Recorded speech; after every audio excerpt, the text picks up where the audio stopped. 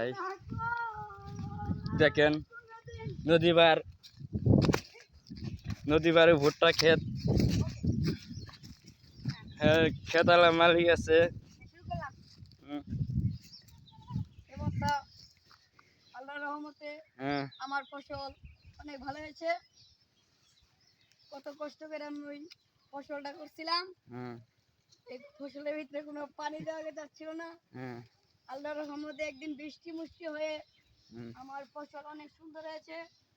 দেখি আমাদের ফসলের ভুট্টার কি হয়। আল্লাহর রহমতে সেই দেখা যাচ্ছে। আপনারা সবাই দোয়া করবেন যেন আমি আগামীকালে আরো করতে পারি, যেন আরো বেশি বেশি কি করতে পারি। এখন অনেক কি করলাম, ফসলটার মতো ভালো হয়েছে বৃষ্টির কারণে। সালফেট দেওয়া হয়েছে, কত সুন্দর করে ঘির দেওয়া হয়েছিল দেখেন আপনারা।